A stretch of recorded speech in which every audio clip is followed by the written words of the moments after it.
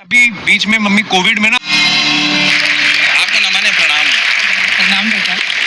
पर मेरे को एक चीज़ आपसे सीखनी है। मैं आज सबसे ज़्यादा नर्वस हूँ क्योंकि मैं कभी भी अपने जो भी स्पीचेस देनी होती है मैं कभी अपनी मदर को बहुत कम ले जाता हूँ। मुझे बहुत एंजाइटी रहती है कि पता नहीं घर जाके बोलेंगे तू तेज बोल रहा था, धीरे बोल रहा था। आपको डर नहीं लगता? मेरी मम्मी को शूटिंग देखना, हम सबको परफॉर्म करना, हंसना खिसना अच्छा लगता है। और मुझे इस बात के लिए मुझे अच्छा लगता है कि मेरी माँ अगर बैठी सामने मुझे देख रही है तो जो बात मैं अपनी माँ के सामने बोल पाता हूँ तो इसका मतलब है कि मेरा फिल्टर, मेरा सेंसर मेरे सामने बैठा हुआ है। बहुत ही बढ़िया। तो बस यही है सर, इन्हीं का आशीर्वाद है। आज मम्मी बड़े दिनों बाद आई है शूटिंग पे। खुशी तो बहुत होती है कि मेरा बेटा इतों तक पहुंचा हुआ। मैं बीमार हो गई थी, मैं लगती मेरी जगह पे कौन बैठता होगा। मम्मी पॉपुलर हो गई बड़ी। मम्मी बैठती है ना शो पे, तो अभी बीच में मम्मी कोविड में ना अमृतसर चली गई, तो मेरी बहन के घर पे थी। तो वहाँ पे वो जो कॉलोनी है, खुली खुली सड़कें हैं, तो मम्मी घूमने जा रही थी तो एकदम से बाहर निकलने लगी, तो मेरी बहन को बोलती थोड़ा वो दे मेरे को लगाने के लिए। वो कहती क्यों? कहती है मर जाने लोग फोटो बड़ी लेते मेरे।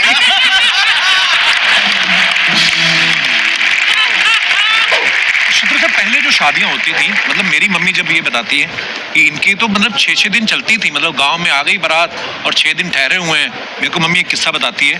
मेरे डैडी ना पहलवान थे, तो सबने गांव में बोल दिया कि अच्छे इनका दामाद जो बारात लेके आ रहा है वो पहलवान है। तो गांव में चुल करने वाले बड़े होते हैं ना कि पहलवान है तो गाँव का एक पहलवान है, उससे कुश्ती कराओ दामाद की। बिल्कुल बिल्कुल। मेरा नाना अड़ गया, बोलता करनी पड़ेगी, इज्जत का सवाल है। सेहरा वेहरा उतार के दामाद लंगोट में आ गया। तो फिर कुश्ती हुई डैडी की मम्मी के गांव के एक पहलवान से। वो तो शुक्र है डैडी जीत गए, नहीं तो मेरी मम्मी कोई और होती। ये ऐसी शादियां होती थी पहले। मम्मी आपको डर लगा था कि अगर पापा कुश्ती हार गए तो नाना कैंसिल ना कर दे शादी? मेरे को ये लगता है कि मैंने छोड़ के चले जाओगे, सोना बहुत है।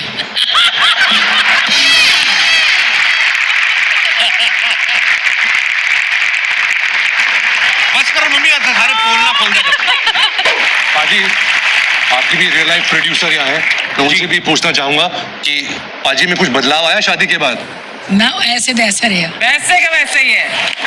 जैसे नीतू जी ने बोला कि अच्छा हुआ, यही बोल देते कि पहले ही अच्छा हुआ। बहुत अच्छा बेटा। पहले भी बदमाश था, अभी भी बदमाश ही है। लेकिन मेरी माँ में बड़ा बदलाव आया, पंजाबी सूट से प्लाजो में आ गई है। ये तो अच्छी बात है। एक दिन मम्मी बोल रही है गिन्नी को, मेरे प्लाजो आ गए। मैं कहा वो क्या होते हैं? तो कहती तू चुप रह, तेरे नहीं पता, उसको पता है। आपका क्रेज देखो रणबीर। बट मेरी माँ बहुत फनी है मैम। मेरे पिताजी भी ऐसे थे। एक बार मुझे याद है, हम लोग सूरत में केबीसी की शूटिंग के लिए गए। तो हम लोग केबीसी खेल रहे थे बच्चन साहब के साथ, तो मम्मी सामने बैठी थी। उन्होंने मम्मी से पूछ लिया कि देवी जी क्या खा के पैदा किया है? दाल फुल्का। मुझसे पूछिए ना, एक एक डायलॉग याद है। और मम्मी सुन रही हो आप? नीतू जी क्या बोल रही कि मैं थोड़ा सा दरवाजा बंद करती थी, खुद रोने लगता था। बच्चों को ऐसे भी समझाया जा सकता है। मुझे याद है, मैंने एक बार लोहड़ी फेस्टिवल होता है ना जिसमें आग जलाते हैं सब, और मेरे से गलती से अंधेरे में दिखा नहीं, मैंने 5 का नोट जला दिया। नोट 5 का जलाया, मेरी माँ ने मेरे को 50,000 का पीटा। मतलब अच्छा, मैं मम्मी जी से एक सवाल साथ में मेरी माँ मोटप्पा बैठी हुई। मम्मा